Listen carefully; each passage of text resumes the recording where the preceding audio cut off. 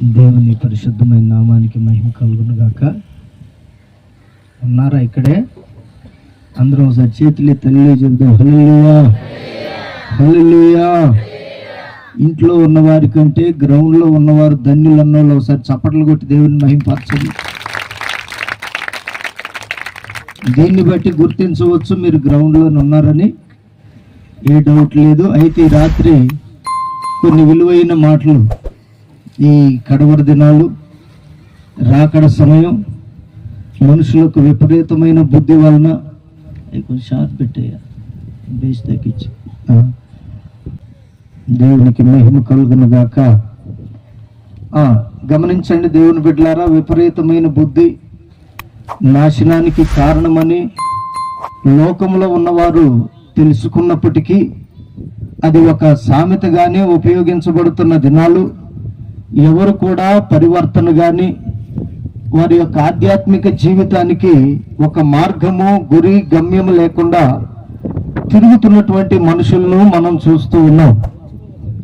ప్రియమైనటువంటి దైవ జనాంగమా, ఈ రాత్రి మనం ఇక్కడికి రావటానికి లేక కూర్చొని దేవుని మాటలు వినటానికి బలమైన కొన్ని కారణాలు ఉన్నాయి.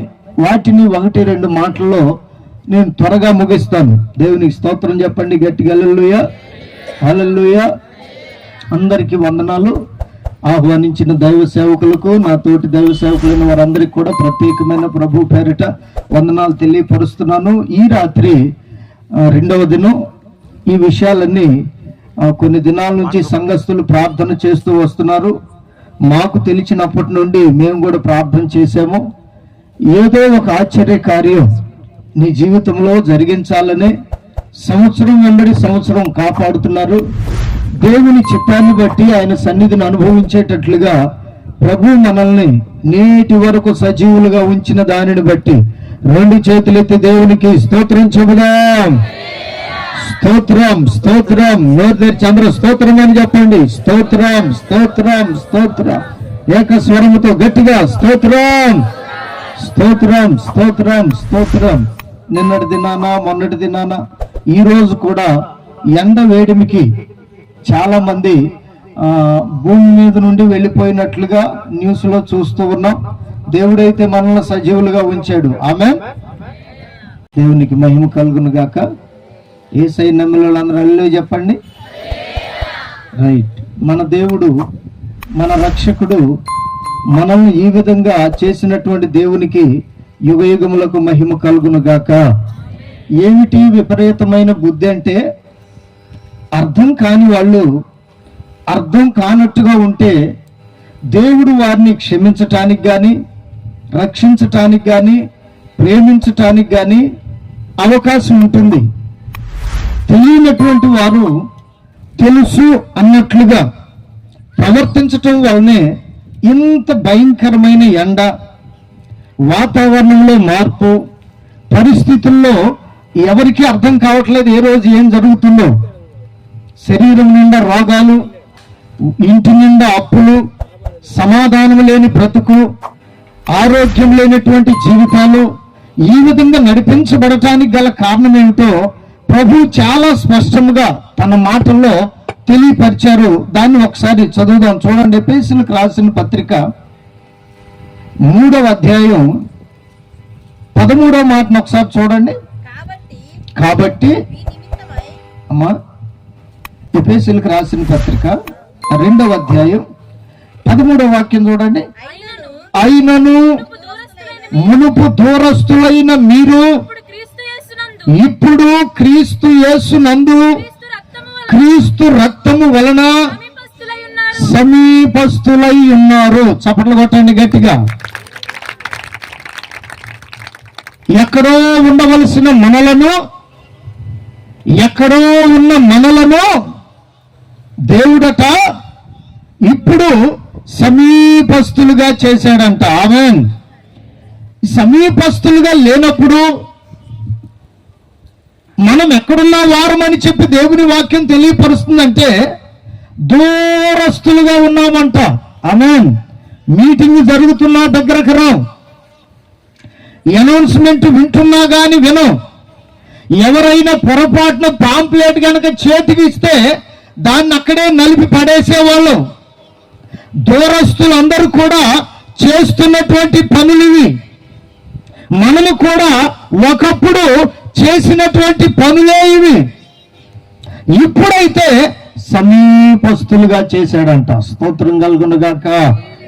ఆయనకు దగ్గరగా పిలుచుకున్నాడు, ఆయన దగ్గర ఉండేటట్లుగా మార్చుకున్నాడు. మన బ్రతుకులో ఉన్నటువంటి ప్రతి శాపాన్ని, దరిద్రతను, నాశనము నుండి మనల్ని విడిపించి ఇప్పుడు దగ్గరకు పిలిచాడు. స్తోత్రం కలుగునుగాక. చెప్పాలి గట్టిగా హల్లెలూయా. ఇప్పుడు ఎక్కడికి వచ్చాం? మనం దగ్గరకు వచ్చాం, సమీపస్తులుగా. ఇంతకు ముందు ఆయన్ని చూడాలన్నా, ఆయన యొద్దకు రావాలన్నా, ఆయన మాట వినాలన్నా పొరపాటును కూడా అంగీకరించే వాళ్ళం కాదు. అయితే మానవుని యొక్క వినికిడి యొక్క శక్తి ఎంతవరకు అంటే ఎన్ని గంటలైనా వింటాడంట, కానీ ఒక్క 45 నిమిషాలు మాత్రమే గ్రహించేటటువంటి వినికిడి శక్తి మానవునికి ఉందట. దేవునికి స్తోత్రం కలుగునుగాక. 45 నిమిషాలు మించి వెళ్ళను. మీరు జాగ్రత్తగా వినాలని ఈ మాటలు త్వరగా నేను ముగిస్తాను. దూరస్తులుగా ఉన్నటువంటి మనలను ఎవరు ఈ విధంగా సమీపస్తులుగా చేశారు అంటే యేసుక్రీస్తు వలనను. చెప్పండి, ఎవరి వలన? ఇప్పుడు మనం ఇంత దగ్గరగా రావటానికి, ఆయన మాటలు వినటానికి, ఆయన కార్యాలు చూడటానికి కారణం ఎవరు అంటే యేసుక్రీస్తు. నోరు తెరిచి చెప్పండి, ఎవరు? యేసుక్రీస్తు వలనను, యేసుక్రీస్తు రక్తము వలనను ఇప్పుడు మనం సమీపస్తులమయ్యాము. దూరస్తులుగా ఉన్నప్పుడు మనలో పాపము ఏలుబడి చేస్తూ ఉంది. ఆలోచనలన్నీ కూడా చెడిపోయి ఉన్నాయి. కావాలంటే చూడండి, ప్రతి చల్లపూట వేళ దేవుడైన యెహోవా ఆదాము అవ్వల యొద్దకు దిగి వచ్చినప్పుడు, వారితో మాట్లాడుచున్నప్పుడు దగ్గరగా ఉన్నారా, దూరంగా ఉన్నారా? ఏమండి, ఇటు వినాలి మీరు. హల్లెలూయా చెప్పండి, హల్లెలూయా. ప్రతి చల్లపూట వేళ దేవుడు చేసింది ఇద్దరిని. ఒక ఆయన పేరు ఆదాము, ఇంకొక ఆమె పేరు అవ్వమ్మ. వీళ్ళిద్దరు కూడా దేవునితో సహవాసం కలిగి దేవునికి సమీపస్తులుగా ఉన్నప్పుడు దేవుని మాట వినినప్పుడు ప్రతి చల్లపూట వాళ్ళొచ్చి దేవుడైన యెహోవా వారితో మాట్లాడేవాడట. సమీపస్తులుగా ఉంటే దేవుడు మాట్లాడుతాడు. చప్పట్లు కొట్టండి గట్టిగా. దేవుడు ఎవరో మాట్లాడేవాడు. ఆమేన్. నోరుండి కూడా మాట్లాడని వాడు కాడు. ప్రతి చల్లపూట వేళ మనుషుని దగ్గరకు వచ్చి, ఏదేనులో ఆదాము అవ్వ ఉన్నప్పుడు ప్రతి చల్లపూట వేళ, సాయంత్రపు వేళ వారి యొద్దకు దిగి వచ్చి వారితో మాట్లాడేవాడట. మాట్లాడినన్ని రోజులు, దేవునికి దగ్గరగా ఉన్నన్ని రోజులు వీళ్ళు ఆరోగ్యముగాను, క్షేమముగాను, శాపము లేని వారుగాను, దరిద్రతను అనుభవించని వారుగాను దేవుడిచ్చిన ప్రతి దీవెనను అనుభవిస్తూ ఉన్నారు. ఆమేన్. ఇట్లా అనుభవించటం, ఈ విధంగా దేవునితో సహవాసం కలిగి ఉండటం, దేవుడు వచ్చి మాట్లాడుతూ ఉంటే వీళ్ళకి ఏ కీడు, ఏ శాపము రాకుండా ఉండటం ఒకడికి నచ్చలేదు. వాడి పేరు అపవాది లేక సాతాను. వీడేం చేశాడంటే, దేవుడు మాట్లాడుతున్నాడు, వీళ్ళు బాగుపడిపోతారు, దేవునికి చాలా దగ్గరగా ఉంటున్నారు అని చెప్పి వీడు వారిలో ఒక విషపు బీజాన్ని వేశాడంట. నేటి సమాజంలో కూడా లోకములో ఉన్న ప్రతి ఒక్కరూ దేవుని మాటను ఎందుకు వినలేకపోతున్నారు? దేవునికి సమీపస్తులుగా ఎందుకు జీవించలేకపోతున్నారు? దూరంగా ఎందుకు ఉంటున్నారు అని చెప్పి కనుక కొంచెం ఆలోచన చేస్తే, ఇదిగో వీరి మనసులో, వీరి మాటలో అపవాది వేసినటువంటి ఆ యొక్క విషపు బీజం వలన ఏమయ్యారంటే ఆదాము అవ్వ దేవునికి దూరస్తులయ్యారు. దగ్గరగా ఉంటే, ఇప్పుడు దినాల్లో కూడా కావాలంటే చూడండి, మనుషుల్ని మనం ఎంత దగ్గరగా చూసినా అర్థమవుతున్నారా? ఎవరినైతే నమ్ముతున్నామో వారే యోధావలే ప్రతి మనిషిని మోసం చేస్తున్నటువంటి దినాలు. ఎవరయ్యా యోధాను అట్లా మార్చిందంటే అక్కడ కూడా ఎవరు ప్రవేశం ఉంది? అపవాది, సాతాను యొక్క ప్రవేశమే. ఈ భయంకరమైన దినాల్లో దేవునికి దూరస్తులుగా ఉండి, దేవుని యొక్క ఆలోచన చేయక, దేవుని యొక్క ఆలోచన ఎరుగక, మార్గమేదో తెలియక, గమ్యము గురేమిటో మనసు గ్రహించలేక నడిపించబడుతూ ఉంది నేటి లోకం. అయితే దేవునితో సహవాసం కలిగి ఉన్నంత వరకు దేవుడిచ్చిన ప్రతి ఈవికి వారు అర్హులుగా మార్చబడ్డారు. ఆమె చెప్పండి, ఆమె. కావాలంటే చూడండి, ఇంతకు మునుపు మనం ఎంత ప్రార్థన చేసినా దేవుడు వినేవాడు కాడు. ఎప్పుడైతే ఆయనకు సమీపస్థులమయ్యామో, ఇప్పుడు ప్రార్థన చేస్తుంటే ఆయన ఏమంటున్నాడో తెలుసా? హల్లెలూయా. విననేరక ఉండినట్లు ఆయన చెవులో, చప్పట్లు కొడుతూ గట్టిగా, విననేరక ఉండినట్లు ఆయన చెవులో. ఆమేన్. అంతకు మునుపు సంగతి ఏమిటంటే ఆయనకు మనం దూరస్తులుగా ఉన్నాము. ఏమిటయ్యా మనల్ని దూరం చేసింది అంటే అపవాది యొక్క మాట, అపవాది యొక్క తంత్రం, సాతానుని యొక్క ఆలోచన. ఇది ఆలోచన కలిగి జీవిస్తున్నటువంటి వారి బ్రతుకుల్లో దేవుని యొద్ద నుండి వాళ్ళు దూరం అయిపోయారు. స్తోత్రం కలుగునుగాక.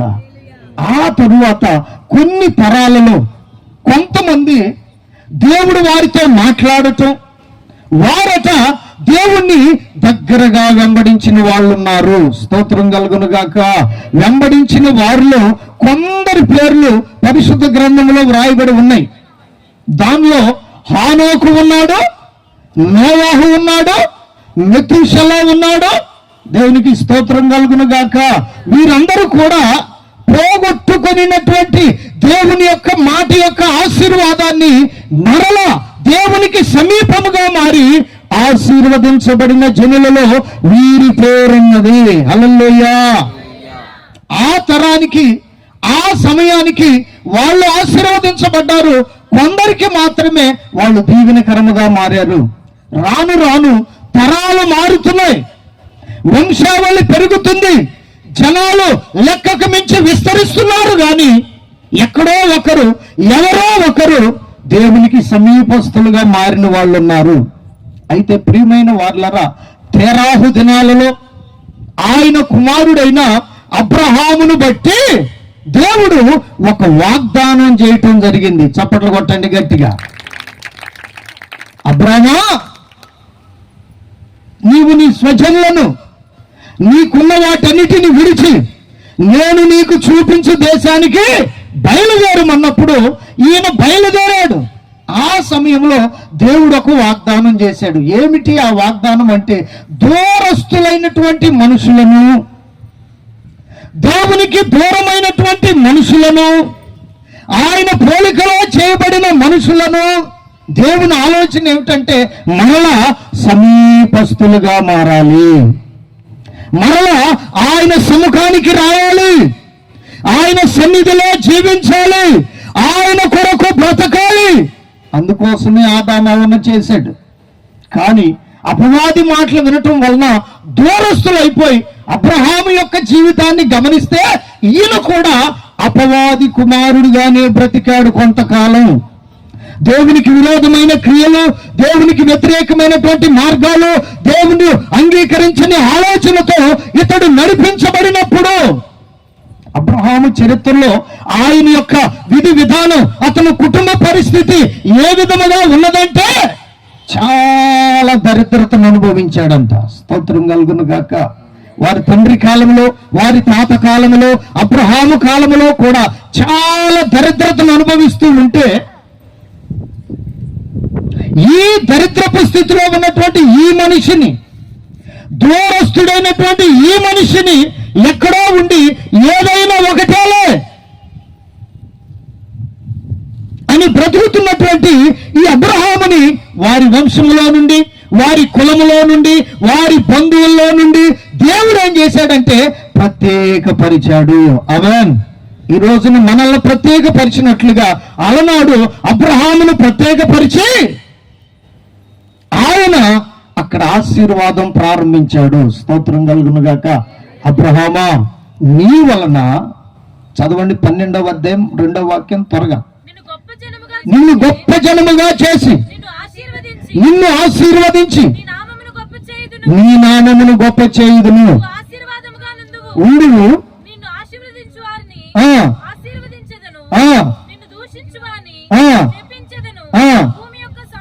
ఇదిగో ఇది మనకు కావాల్సిన మాట.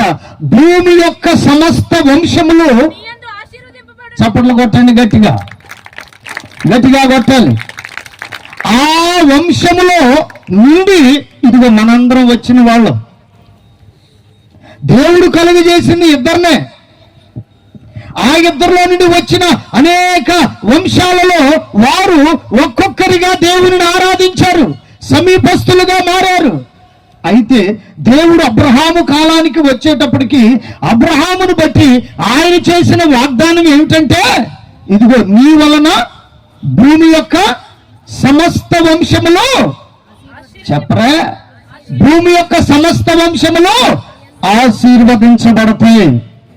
నీ వలన భూమి యొక్క సమస్త వంశములో ఆశీర్వదించబడతాయి. అక్కడ ప్రారంభమైనటువంటి ఆశీర్వాదం అట్లా తరాల వెంబడి తరాలు వస్తూ ఉండగా ఆశీర్వాదం అయితే కలిగింది కానీ, ఇటు చూడాలి మీరు జాగ్రత్తగా, ఆశీర్వాదం అయితే కలిగింది కానీ రక్షణ మాత్రం, తెరవండి నోరు తెరవండి, రక్షణ మాత్రం కలుగలేదు. ఆశీర్వాదం అయితే కలిగింది, రక్షణ మాత్రం కలుగలేదు. రక్షణ కలగాలి అంటే, సమీపస్తులుగా మారాలి అంటే పాప క్షమాపణ కావాలి. ఏం కావాలి? పాప క్షమాపణ కావాలి. ఈ పాప క్షమాపణ జరగాలి అంటే పవిత్రమైన రక్తం కావాలి. పవిత్రమైన రక్తం వల్లనే పాప క్షమాపణ కలుగుతుంది. ఓ మనిషి దేవునికి సమీపస్తుడిగా మారాలంటే ఇదిగో ఎంత ప్రాసెస్ ఉంది. కావాలంటే చూడండి, ఈ తాగి మందు తాగేటటువంటి వాళ్ళనే ఎవరినైనా ఎప్పుడైనా మీరు పలకరించి చూసి, అయ్యా ఈ కష్టాలన్నీ పోతాయి, నీ రోగాలన్నీ పోతాయి, నువ్వు దేవుని దగ్గరకు రా అని ఎవరైనా చెప్పారనుకోండి, లేదు అడిగారనుకోండి, వాళ్ళు ఏం చెప్తారు సమాధానం అంటే, మీరెవరు సువార్త చెప్పట్లా, హల్లెలూయా, మీరెవరు సువార్త చెప్పట్లా, అందుకే సంఘం అభివృద్ధి చెందట్లా. మీరు దేవుని గురించిన మాట, సమీపస్తులైనటువంటి మీరు, దేవుని సన్నిధిని అనుసరిస్తూ ఆరాధిస్తున్నటువంటి మీరు చేయవలసిన పని ఏమిటంటే ఇదే కదా, రక్షణను కూర్చిన వార్తే కదా పరలోకములో ఉన్నటువంటి దేవునికి మన ఎడల ఘనతను తెచ్చేది. కొట్టుగట్టిగా చెప్పట్లు. నీవు దేవుని చేత సమీపస్తునిగా మార్చబడ్డావు అంటే నీ వలన కనీసం సంవత్సరానికి ఒకరైనా దేవుని మందిరానికి నడిపించేటట్లుగా నీవు మారాలి. ఆమేన్. అబ్రహాము వలన నేటి వరకు అనేక వంశాలలో అందరూ ఆశీర్వదించబడినటువంటి ఆశీర్వాదం అబ్రహామును బట్టియే. ఆమేన్ చెప్తారా? గట్టిగా చెప్తారా? ప్రియమైన దేవుని బిడ్డలారా, చూడండి, ఎవరైనా దేవునికి దూరస్తులుగా ఉన్నవారు, దేవునిని ఎరగని వారు ఏదైనా వ్యతిరేకమైనటువంటి క్రియల్లో పాలు పంపులు పొందుతున్న వారిని ఎప్పుడైనా నువ్వు కదిలించి అడుగు, అయ్యా లేకపోతే అమ్మా నువ్వు దేవుని దగ్గరకు రా, దేవుడు నీ పరిస్థితిని అంతా మారుస్తాడు అని చెప్పి ఒకవేళ నీవు గనక అడిగితే, అంటే వాళ్ళు చెప్పే సమాధానం ఏమిటంటే, నేను వస్తా గాని ఈ తాగుబోతుతనం వలన రాలేకపోతున్నాను, ఈ సుట్ట బీడి సిగరెట్ తాగుతా దాని వలన నేను రాలేకపోతున్నాను, అప్పుడప్పుడు పాన్ పరాగు నది అలవాటు ఉంది దాని వలన నేను వాళ్ళకి అర్థమవుతుంది ఏది తప్ప ఏది రైటో. హల్లెలూయా. మీకు అర్థం కావట్లా, వాళ్ళకి అర్థమవుతుంది. చెప్పండి హల్లెలూయా, గట్టిగా చెప్పాలి హల్లెలూయా. పలకరించి చూడండి, కదిలించి చూడండి. అటువంటి వారి రక్షణ కొరకు మనం ప్రార్థన కూడా చేయవలసిన వారమై ఉన్నాము. ఎందుకంటే ఒకప్పుడు మనం దూరస్తులుగా ఉన్నాము. ఇప్పుడు యేసయ్య మనల్ని ఎట్లా చేర్చాడు? సమీపస్తులుగా దగ్గరకు తీసుకొచ్చాడు. స్తోత్రం కలుగును గాక. నీవు మౌనంగా ఉంటే, నీవు ప్రార్థన చేయకపోతే లోకం మీదకి లేక నీ బంధువుల మీదకి, రక్షణ లేని వారి మీదకి భయంకరమైన ఉపద్రవం రాబోతూ ఉంది. సమీపస్తురాలైన నీవు, సమీపస్తుడైన నీవు దూరస్తులైన వారి గురించి ప్రార్థన చేయకపోతే, దేవుని నామం పేరట వారిని దీవించకపోతే, నువ్వు ప్రార్థన చేయకపోతే వారికి భయంకరమైన ఉపద్రవం, కీడు, నాశనం ఖచ్చితంగా కలుగుతుంది. అందుకని మనం ఏం చేయాలంటే, వాళ్ళు ఎటువంటి పరిస్థితిలో ఉన్నా చిన్న ఆదరణ మాట. స్తోత్రం కలుగును గాక. చెప్పండి హల్లెలూయా. ఏ మాట మనిషిని ఆదరించదు కానీ యేసయ్యను గురించిన మాటే అతని బ్రతుకునైనా ఆమె బ్రతుకునైనా మార్చగలిగిన శక్తి కలిగినటువంటి మాట. చప్పట్లు కొడుతూ దేవుణ్ణి మహింపరుద్దాం. గట్టిగా కొట్టాలి. ఎంతమంది ఉన్నారు గట్టిగా కొట్టరు? దేవునికే మహిమ కలుగును గాక. ప్రియమైన వార్లారా, దూరస్తులమైన మనల్ని ఇప్పుడు సమీపస్తులుగా మార్చి, దూరంగా ఉన్న మనల్ని సమీపస్తులుగా మార్చి, ఒకప్పుడు మనం దూరస్తులుగా ఉన్నప్పుడు ఏమి లేవో ఇప్పుడు సమీపస్తులుగా వచ్చిన తర్వాత ఏ ఆశీర్వాదముతో దేవుడు మనల్ని నింపటానికి, నిలపటానికి, నడపటానికి పిలిచాడో కొన్ని మాటలు చకచకా నేను చెప్పి ముగిస్తా. అక్కడే 12వ వాక్యం తీయండి త్వరగా. ఎఫెసీ పత్రిక 2:12 చదవండి.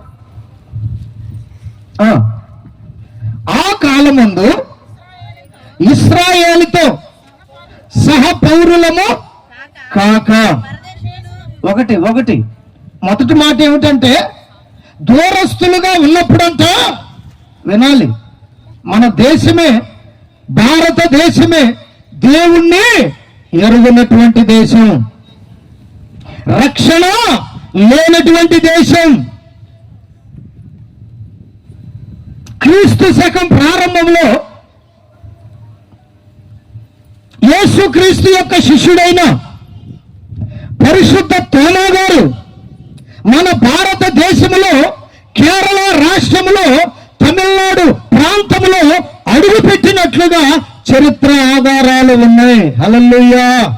రక్షణ లేని మన దేశానికి, దూరస్తులుగా బ్రతుకుతున్న మన దేశానికి యేసయ్యను గూర్చిన వార్త, మరణమును జయించి తిరిగి లేచిన వాని వార్త ఆయన శిష్యుడైన పరిశుద్ధ తోమా గారు ఈ యొక్క భారతదేశపు భూమి మీద అడుగు పెట్టే వరకు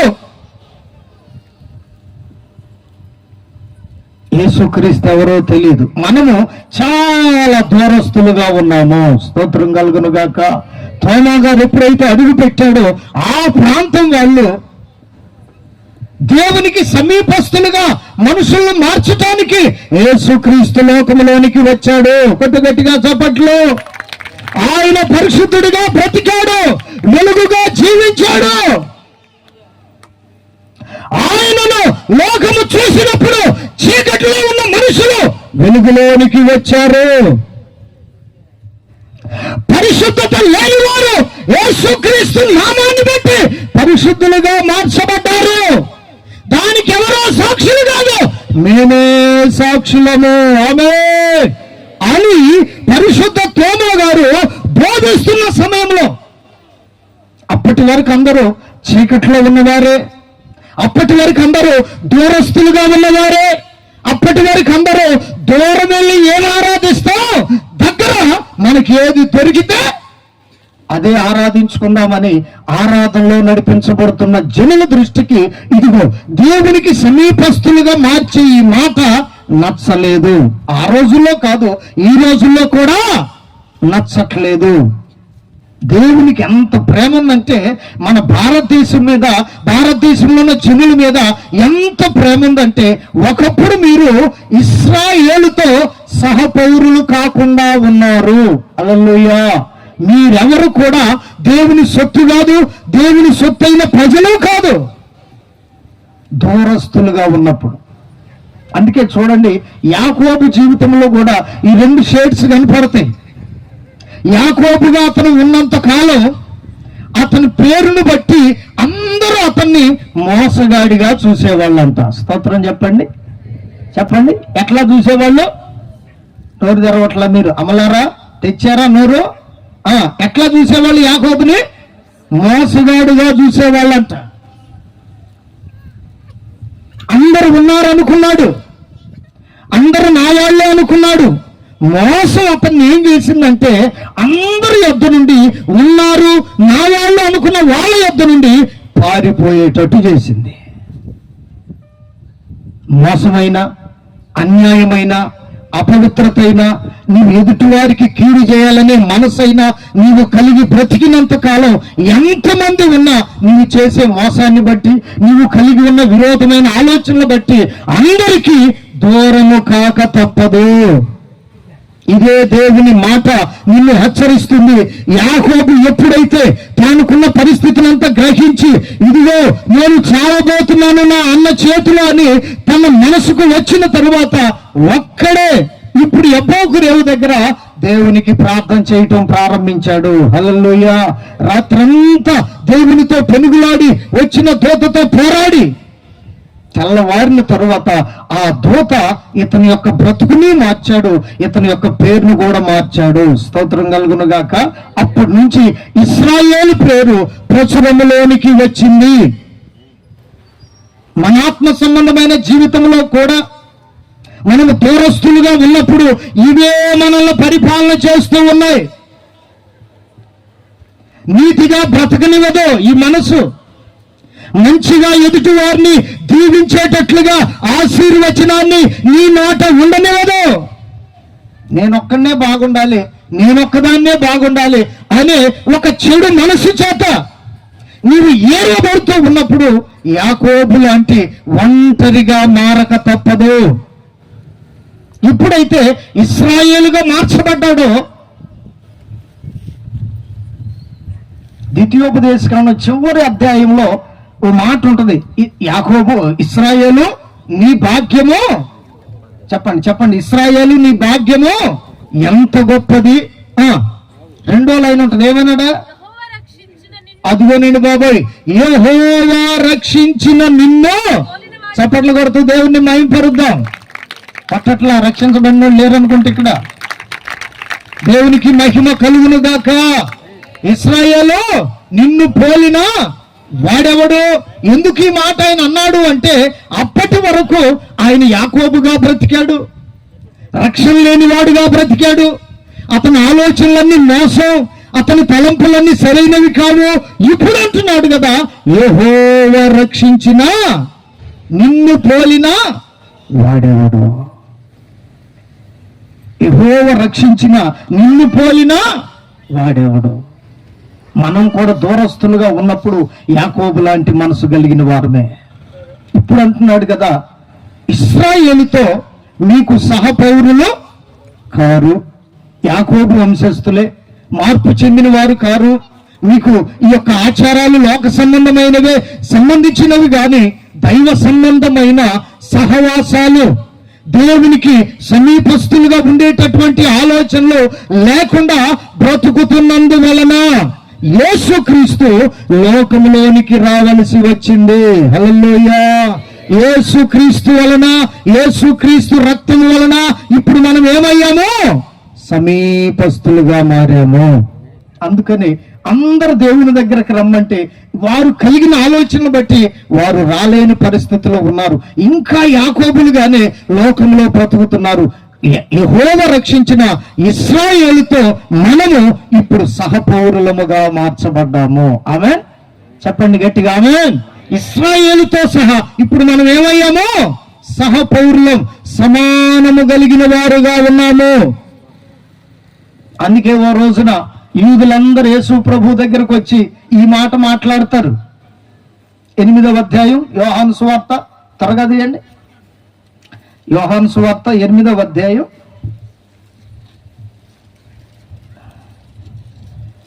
31వ వాక్యం.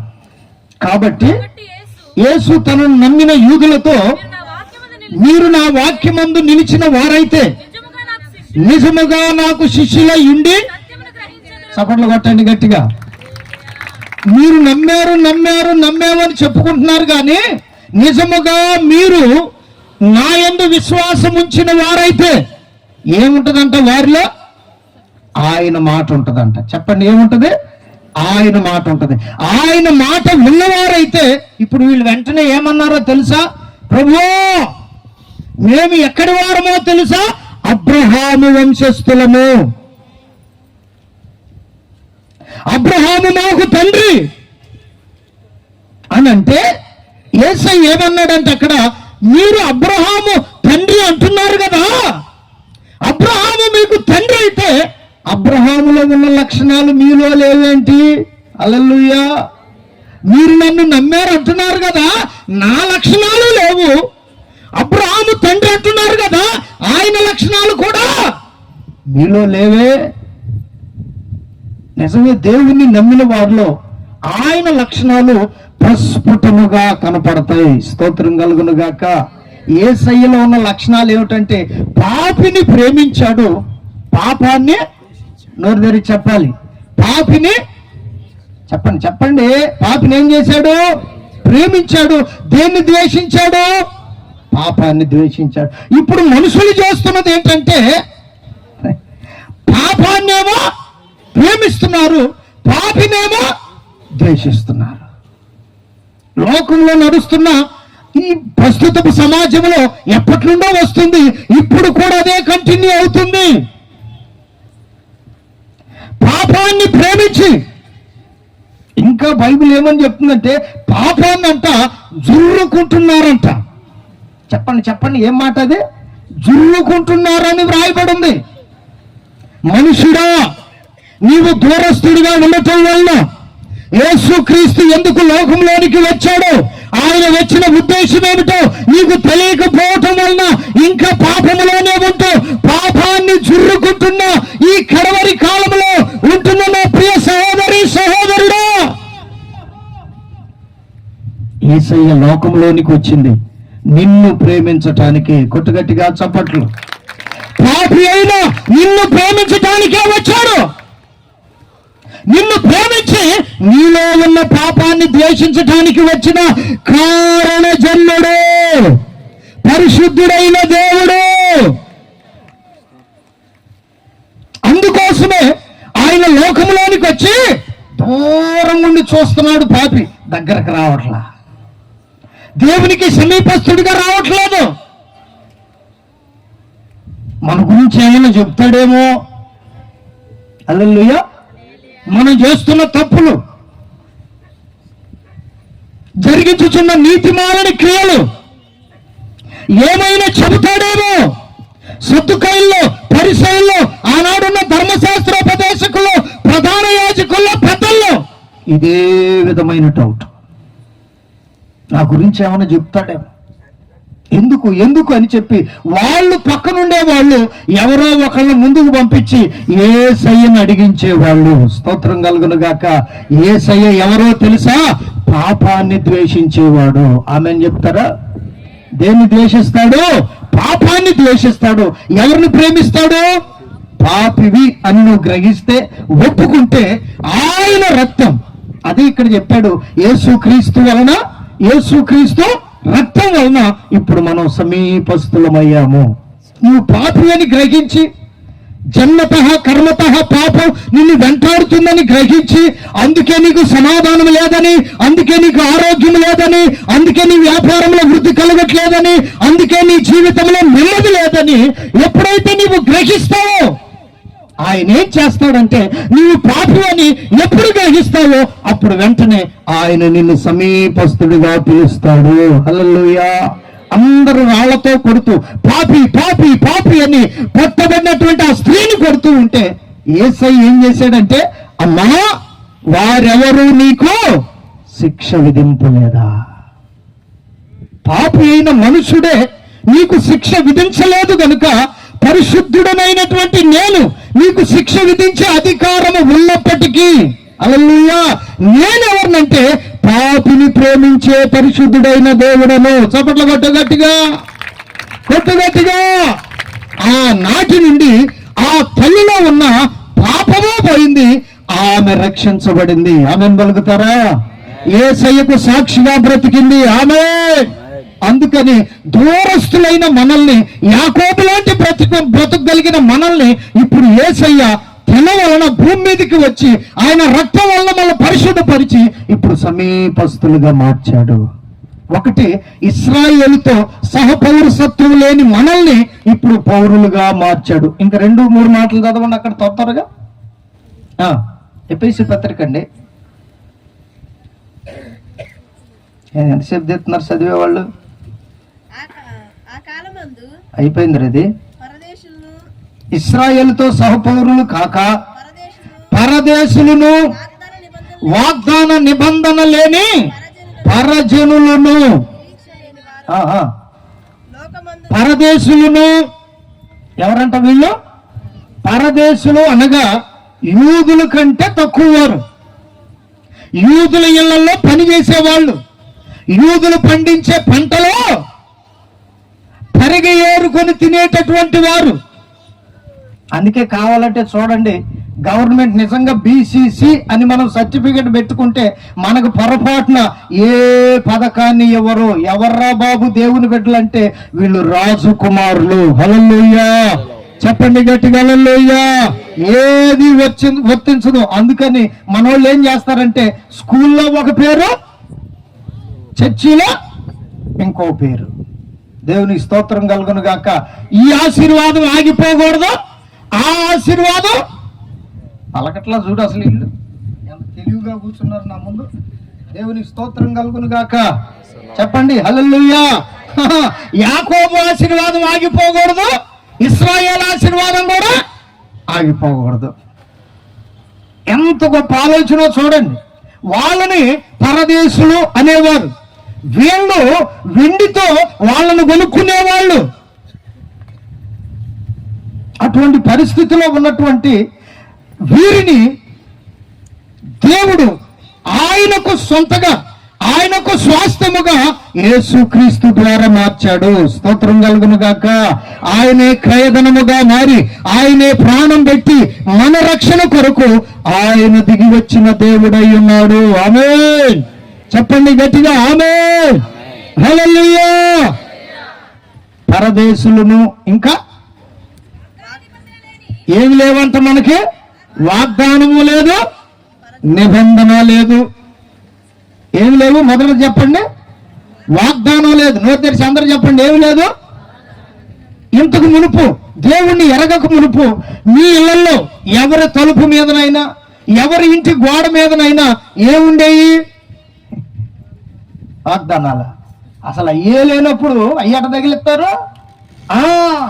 ఇష్టమైన హీరోల ఫోటోలు ఉండే, ఇష్టమైన దైవముల ఫోటోలు ఉండే. చూడండి, ఎప్పుడైతే వాగ్దానానికి అర్హులు కాకుండా, నిబంధనకు యోగ్యులం కాకుండా ఉన్నప్పుడు యేసుక్రీస్తుని ఇప్పుడు నమ్ముకోవటం వలన, స్తోత్రం కలుగును గాక. చెప్పండి గట్టిగా హల్లెలూయా. ఆయనకు సమీపస్తులుగా రావటం వలన ఇప్పుడేముంటుంది అంటే, సంవత్సరానికి ఒక స్టిక్కర్ ఎత్తనం మన తలుపుల మీద. ఏమని? నిన్ను స్వస్థపరచు యెహోవాను నేనే, నేడు ఈ ఇంటికి రక్షణ వచ్చింది, నేను నా ఇంటి వారు యెహోవాను చెప్పరే గట్టిగా. ఏం చేస్తాం? సేవిస్తాము. ఒకప్పుడు వాగ్దానం లేనప్పుడు మన ఇష్టమైన అన్ని తగిలిచ్చేవాళ్ళం. ఇప్పుడు కూడా చూడండి, కొంతమంది సినిమా హీరో ఏ బట్టలు వేస్తే ఈడు అభిమాని ఏం వేస్తాడు? అవునా కాదా? హల్లెలూయా. అట్లాగుననే ఒకప్పుడు మనకి వాగ్దానం లేనప్పుడు, వాగ్దానం ఏమిటో తెలియనప్పుడు, నిబంధన జనులం కానప్పుడు, మన యొక్క బ్రతుకులలో రక్షణ లేనప్పుడు మన మనసేది చెబితే దాని ప్రకారం నడిచేవాళ్ళం. అటువంటి వాళ్ళు లేరా? అటువంటి పిల్లలు తల్లిదండ్రుల మాట కూడా వినని వాళ్ళు ఎంతో మంది వాగ్దానం లేనప్పుడు, దేవుని సన్నిధికి రానప్పుడు, యవ్వన కాలంలోనే తల్లిదండ్రుల యొక్క శపిస్తున్నటువంటి మాటలను బట్టి మరణించిన వారు చాలా మంది ఉన్నారు. మరణించిన తరువాత ఈ తల్లిదండ్రులకు మెలకు వస్తుంది, అయ్యో నేను ఆ రోజున ఆ మాట అనకపోతే నా కూతురు బతికుండేదేమో, నా కొడుకు బ్రతికుండేవాడేమో. వాగ్దానం సంబంధమైన వ్యక్తివి కావు, నీ నోట ఆశీర్వచనం లేదు.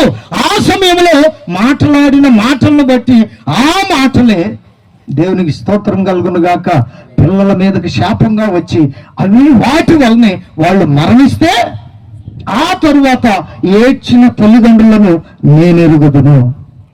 అయితే దేవుని ఎరిగిన తరువాత ఇప్పుడు మన నోట ఏమున్నాయో తెలుసా? హల్లెలూయా చెప్పండి, చేతులెత్తి హల్లెలూయా. ఎవరైనా నిన్ను దూషిస్తే, పరిశుద్ధ గ్రంథమైన బైబిల్ చెప్తుంది, ఎవరైనా నిన్ను హింసిస్తే, ఎవరైనా నిన్ను దూషిస్తే వాళ్ళ కోసం ఏం చేయమని చెప్పింది? చెప్పాలి, ఏం చేయమని చెప్పింది? ఇంతకు మునుపు మనకై తెలుసా? వాళ్ళు ఒక మాట అంటే మనం ఎన్నంటాం? 4 అంటాం. అది వాగ్దానం లేని బ్రతుకు, వాగ్దానం ఏమిటో తెలియని బ్రతుకు. వారు ఒక శాపవచనం అంటే మనము 4 శాపవచనాలతో వాళ్ళని చెప్పిస్తాం. ఇప్పుడైతే హల్లెలూయా సమీపస్తులుగా మారిన ఇప్పుడైతే ఎవరైనా దూషిస్తే, ఎవరైనా కాని మాటలు అంటే ఏడ్చుకుంటూ వచ్చి, అటువంటి వాళ్ళు ఉన్నారంటారా? ఉన్నోళ్ళందరూ చప్పట్లు కొట్టండి. ఉంటే ఓ మీకు అందరిని కొట్టమన్నట్టు వినపడిందా? కాదు. ఎవరైనా దూషిస్తే, ఎవరైనా ఏ కాని మాట అంటే వాళ్ళకి ఎదురు తిరిగి అనకుండా, వాళ్ళ మీద చెయ్యి వేయకుండా మౌనంగా తిరిగి వచ్చి ప్రార్థన చేసేవాళ్ళు ఎవరు? అల్లే చెప్పండి. అబ్బో ఈ ఊర్లు కూడా అక్కడక్కడ కలుక్కుమంటున్నారు. మీరు నక్షత్రముల వలె ప్రకాశించుదురుగాక. చెప్పండి గట్టిగా ఆమేన్. చెప్పండి గట్టిగా ఆమేన్. ప్రియమైనటువంటి దేవుని బిడ్డలారా, యేసయ్య అదే కదా మనకు నేర్పిన మాదిరి. ఆయన మౌని ఉండి బొచ్చు కత్తిరించు వాని ఎదుట గొర్రె ఏ విధముగా మౌనంగా ఉన్నదో ఆయన కూడా అట్లానే మౌనంగా ఉన్నాడు. శ్రమ పెడుతూ ఉన్నారు, కొరడాలతో కొడుతూ ఉన్నారు, గడ్డం పీగుతున్నారు, ముళ్ళ కిరీటం పెట్టి కొడుతూ ఉన్నారు. వీళ్ళు కొట్టే వాళ్ళ గురించి అంతా ఆయనకు తెలుసు. స్తోత్రం కలుగును గాక. వీళ్ళు ఎంత అన్యాయస్తులో, ఎంత మోసగాళ్ళో అంతా తెలిసిన మౌనంగా భరించాడు. ఎందుకో తెలుసా? ఆయన రక్తము చిందించకపోతే మనకు రక్షణ లేదు గనుక. హల్లెలూయా. ఆయన రక్తం చిందించకపోతే మనము దూరస్తులుగా ఉంటాము గనుక, సమీపస్తులుగా మార్చడానికి ఆయన రక్తమే ఓ మనిషిని పరిశుద్ధపరిచే పవిత్రమైన రక్తం. స్తోత్రం కలుగును గాక. చేతులెత్తి గట్టిగా చెప్పండి హల్లెలూయా. అందుకే ఆయన మనల్ని ఏం చేశాడో తెలుసు? మన కొరకు వాగ్దానం చేశాడు. హెబ్రీ పత్రికలో ఉంటది కదా, 10వ అధ్యాయం 28వ వాక్యం అనుకుంటాను.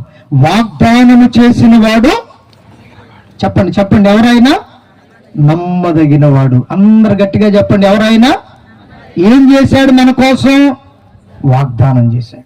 146వ కీర్తన 6వ వాక్యంలో ఉంటది కదా, యెహోవా ఎన్నడూ మాట తప్పని వాడు. ఆయన ఎన్నడూ మాట తప్పలేదు. ఆయన వాగ్దానం చేశాడు. ఒకప్పుడు వాగ్దానం తెలియక, నిబంధన తెలియక దూరంగా ఉంటున్న నీ కొరకు ఆయన వచ్చి తన ప్రాణం పెట్టి ఇప్పుడు వాగ్దానాలకి మనల్ని వారసులుగా చేశాడు. స్తోత్రం కలుగును గాక. వాగ్దానం లేని మన బ్రతుకుల్లో దేవుని యొద్ద నుండి ఏ ఆశీర్వాదం రాలేదు. నిబంధన లేని మన బ్రతుకుల్లో దేవుని యొద్ద నుండి ఏ ఆశీర్వాదం రాలేదు. ఆ దినాల్లో మనం ఎట్లా బ్రతికామంటే, నేను సంపాదించుకున్నాం, ఇది నా సంపాదన, నా డబ్బు, నా అందం, నా ఇష్టం, నేను తింటానో త్రాగుతానో ఏమి చేసుకుంటే నీకెందుకు అని సేవకులకు వ్యతిరేకంగా మాట్లాడిన వారు లేకపోయారు. దేవుడు వచ్చి మాట్లాడితే కూడా గ్రహించలేని వారు లేకపోలేదు. ఉన్నారు కదా బైబిల్లో. ధనవంతుడట తనకిష్టం వచ్చినట్టు బ్రతికాడంట. చెప్పండి ఎట్లాగో? ఇష్టం వచ్చినట్లు. మనము కూడా ఇష్టం వచ్చినట్టు బ్రతుకుతూ ఉంటే, మీరు వచ్చింది నీ ఇష్టం వచ్చినట్టు బ్రతకటానికి కాదు, భూలోకానికి వచ్చిన ఆ విధంగా బ్రతకటానికి కాదు, దేవుని చిత్తాన్ని నెరవేర్చటానికి అని మన మనోనేత్రాలు వెలిగింపజేశాడు దేవుడు. ఆమె ఆ తర్వాతే దేవుని మాట అంటే ఏమిటో మనకు అర్థమైంది, వాగ్దానం అంటే ఏమిటో అర్థమైంది, నిబంధన అంటే ఏమిటో అర్థమైంది. అప్పటి వరకు అందరిలో మనం, అందుకే చూడండి ఏదో స్లోగన్ రాస్తారు ఆటో మీద, అందరూ బాగుండాలి. చూసారండి బాబు, లోకానికి ఎంత బాగా అర్థమైందో. అందరూ బాగుంటేనే నేను కూడా బాగుంటానండి. హల్లెలూయా. చెప్పరా? ఉండరా మీరు అందులో? అందరూ బాగుండే వాళ్ళు ఉండరా? అందరూ బాగుండాలి, అందులో నేను ఉండాలి అంటాడే కానీ ఆటో వాడు ఉంటాడా? ఏమండి? రాష్ట్రానికి బ్రహ్మాండంగా రాస్తారు కానీ ఆ మాట గురించి పూర్తి అవగాహన వాళ్ళకు ఉంటుందో? వాళ్ళకే కాదు, మనకు కూడా లేదు. అప్పుడు ఎప్పుడైతే దేవుని మాట వాగ్దానాన్ని మనం పొందామో, ఆమేన్, ఇప్పుడు మనకు అర్థమవుతుంది ఆయన మాట లేనిదే మనము బ్రతుకులేమని. ఆమె చెప్పాలి గట్టిగా. ఆమె నిజముగా ఆయన నమ్మిన ప్రజలు ధన్యులు. యెహోవా దేవుడిగా కలిగిన జనులు ధన్యులు. వాగ్దానాలు ఇప్పుడు వారి సొంతమయ్యాయి, నిబంధన వారిని. ఏది కావాలన్నా ఇప్పుడు మనుషుల్ని అడగట్లా వీళ్ళు. చప్పట్లు కొట్టండి గట్టిగా. మనుషుల్ని అడగట్లేదు, వాగ్దానం చేసిన దేవుడు ఉన్నాడు. ఆయన ఎవరో? నమ్మదగిన వాడు. ఆమెన్ చెప్పండి గట్టిగా. ఆయన ఎవరో? నమ్మదగిన వాడు. నమ్మదగిన వాడు మంచి చేస్తాడా చెడు చేస్తాడా? నిజమైన స్నేహితుడంతా ఏం చేస్తాడు? విడువక ప్రేమిస్తాడు. ఒక స్నేహితుడికే ఎంత బుద్ధి కలిగి జ్ఞానం ఉండి విడువక ప్రేమిస్తే, మరి నీ కొరకు ప్రాణం పెట్టి ఆయన రక్తం కార్చి నిన్ను బ్రతికించి సమీపస్తుడిగా చేస్తే ఆయన ఎంత నమ్మకస్తుడు ఒకసారి ఆలోచించు. ఆమేన్. ఇప్పుడు వాగ్దానం పొందిన తరువాత నమ్మదగిన దేవుణ్ణి రాత్రింబగళ్ళు ఆరాధించి ఇట్టి గొప్ప రక్షణానందం కలుగజేసిన దేవునికి యుగ యుగములకు మహిమ కలుగును గాక. హల్లెలూయా. మహిమ కలుగును గాక. ప్రియమైన దేవుని జనాంగమా, వాగ్దానాలు నిబంధనలే కాదు, ఇంక రెండు మాటలు ఉన్నాయి అక్కడ, అవి చెప్పి నేను ముగిస్తా. చూడండి, ఎవరంట? మనం నిరీక్షణ లేని వారును. ఏమి లేదంట ఒకప్పుడు మనకి నిరీక్షణ లేదు. అసలు నిరీక్షణ అంటే ఏమిటి? ఎవరినైనా కావాలంటే కదిలిచ్చి చూడండి, మీ ప్రక్కన దేవుణ్ణి ఎరగని జనాల్ని కదిలిచ్చి మాట్లాడి అడగండి, ఇదిగో ఇప్పుడు ఒకవేళ నువ్వు చనిపోతే. ఒక ఆయన అంట గడ్డం చేస్తా దేవుడు నమ్ముకున్న బిడ్డ గడ్డం చేస్తున్నాడంట. ఏడదా బాగానే చేశాడంట. చాలా మంది చెప్పే ఉంటారు, నేను కూడా చెబుతా, మీకు ఒకసారి గుర్తు చేస్తా. స్తోత్రం కలుగును గాక. చెప్పండి గట్టిగా హల్లెలూయా. ఈయన గడ్డం చేస్తా ఇదిగో పీక దాకా వచ్చిందంట కత్తి. ఈ పీక మీద కత్తి పెట్టి అన్నాడంట, ఇప్పుడు నువ్వు చచ్చిపోతే ఎక్కడికి వెళ్తావు అన్నాడంట. వాడికి మాట వస్తుందా? ఆడికి భయం ఏమనిపించిందో తెలుసా? ఏమో గొంతుకు వస్తాడేమోనని. వాడేం చెప్పాడంటే, మా తాత ఎక్కడికి పోతే, చెప్పండి, మా తాత ఎక్కడికి వెళ్ళాడు నేను కూడా అక్కడికి వెళ్తా, మా నాన్న ఎక్కడికి వెళ్ళాడు నేను కూడా అక్కడికి వెళ్తా అని గొంతు మీద కత్తి తీసి అప్పుడు చెప్పాడంట. ఇప్పుడు నువ్వు మీ నాన్న వెళ్ళిన దగ్గరికి వెళ్తావు, మీ తాత వెళ్ళిన దగ్గరికి వెళ్తావు, నేను ఒక మార్గం ఉంది చెప్తాను, వింటావా అని అడిగితే అప్పుడు ఆయన చెప్పాడంట, యేసుక్రీస్తునందు నీవు విశ్వాసం ఉంచితే హల్లెలూయా పరలోకం వెళతావు. కొట్టు గట్టిగా చెప్పట్లు. యేసుక్రీస్తునందు విశ్వాసం ఉంచితే నువ్వు పరలోకానికి వెళతావు అన్నాడంట. అట్లాగుననే లోకంలో ఉన్న మనుషుల్ని గనక నీవెప్పుడైనా కదిలించి అడిగి చూడు, నువ్వు చనిపోతే ఎక్కడికి వెళతావు అని. వాళ్ళు చెప్పే అడ్రస్ వాళ్ళ తాతకి తెలియదు, వాళ్ళ తండ్రికి తెలియదు, వాళ్ళు ఎక్కడికి వెళ్ళారో కూడా ఈయనకు తెలియదు. అదే దేవుని వాగ్దానాల మీద, నిబంధన మీద విశ్వాసం ఉంచి యేసు రక్తములో తమ పాపములను కడుగుకొని, ప్రియమైన వార్లరా, అటువంటి వారిని చనిపోతే నువ్వెక్కడికి వెళ్తావని అడిగి చూడండి. ఏం చెప్తారు వాళ్ళ అడ్రస్? ఏందండి ఊరు బారా ఏంది? ఏం చెప్తారు వాళ్ళ అడ్రస్? పరలోకానికి వెళతామని. చెప్పండి, ఏం చెప్తారు? పరలోకానికి. అందుకే లాజర్ని అడిగారంట, దరిద్రుడైన లాజరు, అరే నీకు భూమి మీద తినటానికి లేదు, ఉండటానికి లేదు, ఎవరో ఇంటి గడప దగ్గర ఉంటున్నావు, వాడు కూడా నీ మీద దయదలచట్లేదు, ఏంటి నీ బ్రతికి ఎట్లా అయిపోయిందంటే లాజర్ అంటాడట, భూమి మీద నాకు తినటానికి ఉన్నా లేకపోయినా, ఆమెన్ చెప్పు, నాకు ఇల్లు ఉన్నా లేకపోయినా ఒక స్థిర నివాసము నా కొరకు దేవుడు ఏర్పాటు చేస్తున్నాడు, నేను అబ్రహాము రొమ్మున ఆనుకొనబోతున్నాను. గట్టిగా దేవుణ్ణి ఎరిగితే, వాగ్దానం తెలిస్తే, దైవ నియమం నీకు అర్థమైతే, నీవు ఆ అడ్రస్ ఎరిగిన వ్యక్తిగా దేవుడు నీ మనోనేత్రాలు తెరుస్తాడు. తెరిచాడు. ఆమెన్ చెప్పండి, గట్టిగా పలకండి ఆమెన్. తెరిచాడు కనుకనే మనం ఇక్కడ కూర్చొని ఎంత రాత్రి అయినా దేవుని మాటలు వింటున్నాం. లోకస్తులు వింటున్నారా? వారి పనులు వాళ్ళే, వారి నిద్ర వాళ్ళదే, వారి సీరియల్ వాళ్ళే, వాళ్ళ ఇష్టం వాళ్ళదే. అందుకని ఈయన చెప్పిన అడ్రస్ ఏమిటంటే, నాకు తినటానికి ఉన్నా లేకపోయినా, ఇల్లు ఉన్నా లేకపోయినా, నా యజమానుడికి నా మీద దయ కలిగినా కలగకపోయినా, నేను అబ్రహాము రొమ్మున ఆనుకోవటానికి వెళతాను. ఒక రోజు రాబోతుంది, ఆ రోజు నేను నెమ్మది కలిగి బ్రతకబోతున్నాను. ఆమేన్. నిజమైన విశ్వాసి దేవుని బిడ్డ చేతులెత్తి ఆమేనని పలుకు. దేవుడు నీ జీవితంలో అట్టి కృపను అనుగ్రహించునుగాక. చెప్పండి గట్టిగా ఆమేన్. అందుకోసమే ఆయన నీతిగా బ్రతికాడు, ఏమీ లేనివాడుగా ఉన్నాడు భూమి మీద. నీతిగా బ్రతికే వారికి భూమి మీద చాలా శ్రమలు వస్తాయి, ఇబ్బందులు వస్తాయి, చాలా పరిస్థితులు ఎదురవుతాయి. అయినను వాటన్నిటిలో నుండి దేవుడే మనల్ని తప్పించువాడై ఉన్నాడు. పలకండి గట్టిగా ఆమేన్. హల్లెలూయా, హల్లెలూయా. లాజర్ని కాపాడాడా లేదా?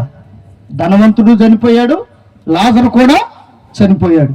ధనవంతుడేమో ఏ విధంగా పాతి పెట్టబడ్డాడో వ్రాయబడలేదు, కానీ దరిద్రుడైన లాజరు గురించి రాసిన మాట ఏమిటంటే, దేవుడు తన దూతను పంపించాడంట. ఆమేన్. చెప్పండి గట్టిగా ఆమేన్. అందుకే నీతిమంతుల మరణం వంటి మరణము నాకు ప్రార్థించును గాకని బిలాము గారు ప్రార్థన చేస్తాడు. ప్రవక్త అయిన వాడు ఆ విధంగా ప్రార్థన చేయటానికి గల కారణం ఏమిటంటే, ఆయన నీతి తప్పాడు ధనము కొరకు. ఆశీర్వదించమని దేవుడు తన దాసుని నోట ఆయన మాట ఉంచితే, ఇంక 2 వారాల్లో ఏం జరగబోతున్నాయి? ఇల్జుడు ఏం మాట్లాడరు చూడు. ఆల్రెడీ పొందాల్సిన పొందినట్టుండారు, అందుకే నెమ్మదిగా ఉండారు. స్తోత్రం కలుగును గాక. చెప్పండి హల్లెలూయా. ముమ్మరంగా తిరుగుతున్నారు, ఏ ఇల్లు వదిలిపెట్టట్లా, ఎవరు కనపడినా మాట్లాడకుండా ఉండట్లా. అంతకు మునుపు ఇష్టపోయే వాళ్ళు ఇప్పుడు దిగి నడుచుకుంటారు. అది ఒక నవ్వు, కంత్రి నవ్వు. పెట్టాల్సిందంత పెట్టి మన గుర్తు. ఒకళ్ళేమో ఎట్ట తిప్పుతున్నారు, ఒకళ్ళేమో ఎట్ట బానేస్తున్నారు, ఒకళ్ళేమో ఇట చూపిస్తున్నారు. దేవుని స్తోత్రం కలుగును గాక. చెప్పండి హల్లెలూయా. 2 వారాల్లో ఏం జరగబోతుంది? దీని సమయంలో మనోళ్ళు ఎక్కువగా ఆలోచించేది ఏంటంటే, ఏమి సంపాదించుకుందాం. వాళ్ళే గది మధ్య ఇందాక మధ్యాహ్నం ఒక సాక్ష్యం ఉన్నా నేను, సేవకులందరూ కూడా ఈ పనిలోనే ఉన్నారంట. ఇప్పుడు ఒకవేళ నన్ను తప్పుగా అనుకుంటారేమో నాకు తెలియదు, కానీ జరిగింది, వింటున్నది, చూస్తున్నది మాత్రమే నేను చెప్పగలుగుతున్నాను. స్తోత్రం కలుగును గాక. మనకు దేవుడు ఉన్నాడండి. చప్పట్లు కొట్టు గట్టిగా. ఆయన వాగ్దానం చేశాడండి. కొట్టు గట్టిగా. నిన్ను పైవాడిగా చేస్తాను గాని క్రిందవాడిగా చేయను, నిన్ను తలగా చేస్తాను గాని తోకగా చేయను. కనుక దేవుని బిడ్డలారా, ఇది శాశ్వతం కాని దాని కొరకు మనకు అవకాశం వచ్చినప్పుడు ప్రాకులాడుతున్నామే. ఇదిగో ఈ లాజరు ఉన్నాడే, ఇతను ఆ విధంగా ఎప్పుడు కూడా ఆ ధనవంతుని వైపు చూడలేదంట. ఆమెను పలుకుతారా? గట్టిగా పలుకుతారా? వీడే గుణం లేనివాడు ధనవంతుడే. కనుక ఆ సమయంలో అతనికి అది న్యాయం అనిపించింది. ధనవంతుడు కదా, భూమి మీద అన్ని కలిగిన వాడు కదా, ఏమి మాట్లాడినా చెల్లిద్ది, ఏమి చేసినా అది చెల్లుబాటు అవుతుంది. ఒకానొక రోజు ఉంది, ఆ రోజు మరణ దినం లేదా తీర్పు దినం. ఆమేన్. గట్టిగా చెప్దాం. హల్లెలూయా, హల్లెలూయా. మరణ దినాన దేవదూతలు వచ్చి లాజరు యొక్క దేహాన్ని తీసుకొని వెళ్ళారు, అతని ఆత్మను తీసుకొని వెళ్ళారు. ప్రియమైన దేవుని బిడ్డలారా, ధనవంతుడు ఏ విధంగా పాతి పెట్టబడ్డారో తెలియలేదు, కానీ దేవుని వాక్యం స్పష్టంగా తెలియపరుస్తుంది. అదేమనంటే ఇతడేమో పాతాళంలోనికి వెళ్ళాడంట. ఎవరతను? ధనవంతుడు. లాజరు ఎక్కడికి వెళ్ళాడు? పరదైసులో ఉన్న అబ్రహాము రొమ్మున ఆనుకోవటానికి కొనిపోబడ్డాడు. అప్పుడు ఎదురైన ప్రశ్న మీ అందరికి తెలుసు. అటువంటి పరిస్థితుల్లో ఇప్పుడు మనం ఎవడం అంటే నిరీక్షణ కలిగిన వారము. ఆమేన్. మనం చనిపోతే ఎక్కడికి వెళతాం? ధైర్యంగా చెప్పండి. ఇప్పుడన్నా ఎక్కడికి వెళ్తాం? దేవుని బిడ్డలు ఎవరు అడిగారు అనుకోండి, మీరు ఎక్కడికి వెళతారు అని, ఏం చెప్తారు సమాధానం? పరలోకం. చివరిగా ఒక మాట ఉంది, అది చెప్పి నేను ముగిస్తా. ఒకటి చదవండి. లోకమందు ఒకప్పుడు మనం దూరస్తులుగా ఉన్నప్పుడంట లోకమందు ఎవరు లేని వారుగా ఉన్నామంట. ఎవరు లేని వారుగా? ఇప్పుడు లోకంలో ఉన్నటువంటి వారు ఎవరు లేనిగా బ్రతుకుతున్నారు. వాళ్ళకి ఎవరు తెలియదు? చెప్పండి గట్టిగా. ఎవరు తెలియదు వాళ్ళకి? తాగటం తెలుసు, వ్యభిచారం చేయటం తెలుసు, మోసం చేయటం తెలుసు. ఇవన్నీ దేవుని వలన పుట్టినవి కావు. లోకములో ఉన్నదంతా ఒకటి శరీరాశ, రెండు నేత్రాశ, మూడు జీవపుడమ్ము. ఇవి తండ్రి వలన పుట్టినవి. మరి కొట్టండి గట్టిగా. లోకములో ఉన్నదంతా ఈ మూడే.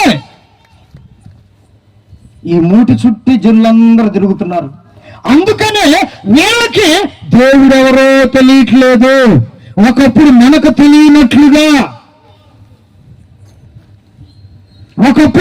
తెలియనట్లుగా, ఇప్పుడు లోకంలో ఉన్న జనులందరికీ తెలియట్లేదు కనుక ఇప్పుడు మన మనోనేత్రాలు వెలిగించబడ్డాయి కనుక దేవుని గురించిన జ్ఞానం కలిగిన వారము కనుక మనమేం చేయాలంటే దేవుని ఎరిగిన మనం రాత్రి పగళ్ళు మానక దేవుని స్తుతించే క్రైస్తవులుగా బ్రతుకుదుము గాక, ప్రార్థన చేసే క్రైస్తవులుగా బ్రతుకుదుము గాక, దేవుని ఆరాధించే క్రైస్తవులుగా బ్రతుకుదుము గాక. అందుకే ప్రియమైన వారులారా, దేవుడెవరో తెలియక బ్రతుకుతున్న సమయంలో మనం ఏం చేసాం తెలుసా? అయ్యగారు ఎట్రండి, ఇప్పుడు దాకా వాక్యం చెప్పెట్టరండి. ఇదిగో ఈ అయ్యగారు ఇటు చూడే, నాకెళ్ళి ఒకవేళ నాకు అవసరమని ఓ 10,000 ఇచ్చాడు అనుకో, ఈయన ఇయ్యలేదు, నేను అడగలేదు, ఒకవేళ ఇచ్చాడు అనుకోండి, ఏమంటాం మనం? చెప్పలేదండి బాబు, ఆపదలో ఆదుకున్నామయ్యా. ఎప్పుడు ఆపదలో ఆదుకున్నాం. అబ్బా నువ్వు గనక లేకపోతే అసలు అది మొత్తం ఆగిపోయేది. ఇచ్చిన వాడిని అంతా మర్చిపోయి ఈ 10,000 ఇచ్చిన సామ్యూయల్ మండే గారు నేనేమంటాను తెలుసా? ఇప్పుడు నువ్వే భగవాన్ హే. దేవుని స్తోత్రం కలుగును గాక. చెప్పండి గట్టిగా. ఇప్పుడు ఈయన ఏమైపోయాడు? నాకు దేవుడు ఏమిచ్చాడు? మరి నీకు ఊపిరిచ్చిన వాడి సంగతి ఏంటి? ఏమండి, నీకు ఊపిరిచ్చిన వాడి సంగతి ఏంటి? నీకు రూపుదిద్దిన వాడి సంగతి ఏమిటి? నీ యొక్క తల మెరియకుండా నిన్ను ఎత్తుకునే వాని యొక్క సంగతి ఏమిటి? తల్లి మరిచిన, తండ్రి విడిచిన, విడవకుండా ప్రేమిస్తున్న వాని సంగతి ఏమిటి? నీవు పాపంలో నశించకుండా ఉండినట్లు పరలోకమును విడిచి, మహిమను విడిచి, భూమి మీదకి వచ్చి ప్రాణం పెట్టి నీ కొరకు రక్తము వచ్చి రక్షించిన వాని సంగతి ఏమిటి? వివేచించావా? దేవునికి మహిమ కలుగును గాక. హల్లెలూయా. అందుకనే పూర్వ దినాల్లో రాజులు కూడా దేవుళ్ళుగా పిలువబడ్డారు. కారణం ఏమిటో తెలుసా? రాజ్యాన్ని మంచిగా పరిపాలించి పేదల్లో ఆదుకొని అందరికి సహాయం చేశారు కాబట్టి ఇప్పుడు రాజు ఏమైపోయాడు? చెప్పాలి గట్టిగా, ఏమైపోయాడు? దేవుడైపోయాడు. అందుకనే మనుషులను కూడా దేవునిగా ఆరాధించిన దినాలు దేవునికి దూరముగా ఉన్నప్పుడు జరిగాయి. ఇప్పుడు దేవుడు ఎవరో తెలిసిన తరువాత ఎక్కడంటే అక్కడ మొక్కగలుగుతావా? నోరు చెప్పాలి మీరు గట్టిగా. ఎక్కడంటే అక్కడ మొక్కగలుగుతావా? ఎవరికంటే వాళ్ళకి దండం ఏం పలకరో మీరు ఆదాయ ఏంటి? గట్టిగా చెప్పండి. హల్లెలూయా. ఎక్కడంటే అక్కడ మొక్కగలుగుతామా? ఒకప్పుడు దూరస్తులుగా ఉన్నప్పుడు ఎవరు కనపడితే వాళ్ళకి సామెల్ దేవుడా, సంపూర్ణం దేవుడా, ఇంకా పాల్ దేవుడా, ఈ అయ్యగారు ముందు కూర్చొని అవుతున్నాడు, ఐజయ్ దేవుడా అని చెప్పి మొక్కేటటువంటి మనం దేవునికి స్తోత్రం కలుగును గాక. అది దేవుడు లోకంలో ఉన్న మనకు దేవుడు తెలియనప్పుడు చేసినటువంటి దేవునికి వ్యతిరేకమైన క్రియ. అందుకని పూర్వ దినాల్లో కూడా రాజులు దేవునిగా పిలువబడ్డారు. వారు చేసిన మంచి పనిని బట్టి, వారు చేసిన సహాయాన్ని బట్టి, వారు కలిగిన మంచి మనసును బట్టి వారిని దేవుడిగా పిలిచారు. దేవునికి స్తోత్రం కలుగును గాక. వారెవ్వరు మన కొరకు, రాజులు ఎవ్వరు మన కొరకు ప్రాణము పెట్టలేదు, మన పాపం నిమిత్తమే రక్తము చిందించలేదు. ఒకే ఒక్కడు, ఆయనే నజరేయుడైన యేసు. హల్లెలూయా. ప్రపంచ చరిత్రలో నేటి వరకున్న తరాలన్నిటికీ జ్ఞాపకం ఉండే ఒకే ఒక్క పేరు నజరేయుడైన యేసు. అందుకనే ఆయన వలన, ఆయన రక్తం వలన ఇప్పుడు మనం సమీపస్తులుగా మారాము. అవే ఇప్పుడు మనం రాజుల్ని ఆరాధించవలసిన పని లేదు. దేన్నంటే దాన్ని ఆరాధించాల్సిన పని లేదు. చెందవలసిన ఘనత, మహిమ, ప్రభావములు దేవునికే చెందునుగాక. పరిశుద్ధాత్మ దేవుడు మన మనోనేత్రాలు వెలిగించి ఉండగా మరి ఎన్నటికీ దేనికి మొక్కకుండునుగాక. చెప్పండి గట్టిగా ఆమేనని. అందరూ ఒకసారి లేచి నిలబడండి. దేవుని సన్నిధిలో ప్రార్థన చేసుకోబోతూ ఉన్నాం. మనోనేత్రాలు వెలిగించబడిన దేవుని విడలారా, మనం ఈ రాత్రి దేవుని మాటలోని సంగతుల్లో గ్రహిస్తూ ఉన్నాము గనుకనే ఆయన ఎదుటకు సమీపస్తులుగా వచ్చామని. దూరస్తులుగా ఉన్నప్పుడు మనం ఏమి పోగొట్టుకున్నామో, ఏటిని పొందలేకున్నామో, ఇప్పుడు యేసయ్య వలన, యేసయ్య రక్తం వలన వాటినన్నిటినీ పొందుతూ ఉన్నాము గనుక ఆయనను ఆరాధించబద్ధులమై ఉన్నాము. అందరూ కళ్ళు మూసి రెండు చేతులు ఆకాశం వైపెత్తి నోరు తెరిచి దేవుని స్తుతిస్తూ ఆరాధిస్తూ ఆయన మనకిచ్చిన ఈ గొప్ప రక్షణ భాగ్యాన్ని బట్టి దేవుని స్తుతిద్దాం.